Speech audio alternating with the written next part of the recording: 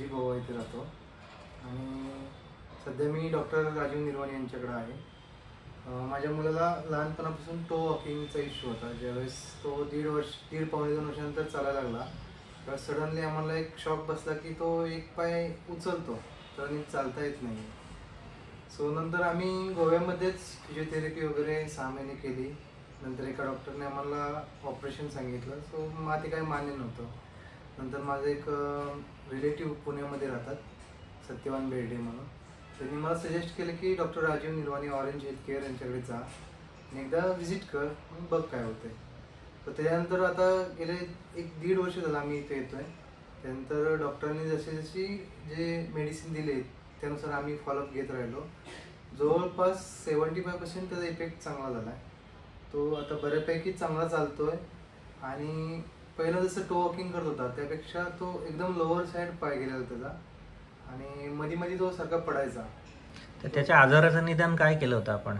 त्याच्या आजाराचं निदान म्हणजे आम्ही एक्सरसाइज प्लस जे मसल एक्सटेंड करण्यासाठी एक असतं मेडिसिन वगैरे त्यांनी जे दिली त्यानुसार आणि इव्हन डॉक्टरांनी आम्हाला सांगितलं होतं की कुठेही प्लॅस्टर वगैरे ऑपरेशन वगैरे इकडे जाऊ नका तुम्ही, कारण या आजाराचं नाव आहे DMD, ड्युशन्स मस्क्युलर डिस्ट्रॉफी. याच्यामध्ये जी स्नायूची ताकद असते ती हळूहळू कमी होत असते.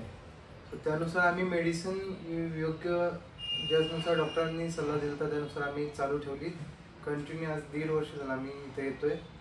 तर माझी 4थी व्हिजिट आहे आणि चांगला इफेक्ट झालेला आहे आणि आम्ही पॉझिटिव्ह जो रिझल्ट आहेत ते पॉझिटिव्ह आहेत आमच्यासाठी. ट्रीटमेंटच्या पहिली तो एकदम टो वर चालायचा, डायरेक्ट वर. तुला म्हणजे त्या चप्पल घालता येत नव्हती. जर शूज घातला तो फक्त शूजचा पुढचा पंजाचाच भाग त्याचा टच व्हायचा. इव्हन बाकीचा फुल फ्रिक्शन काय व्हायचं नाही, तो सारखा पडायचा. पण आता तसं होत नाही. आता तो सँडलनं पण व्यवस्थित चालतो आणि शूजनं पण व्यवस्थित चालतो. आता पडतो? आता नाही, आता पडत नाही, तो अजिबात पडत नाही.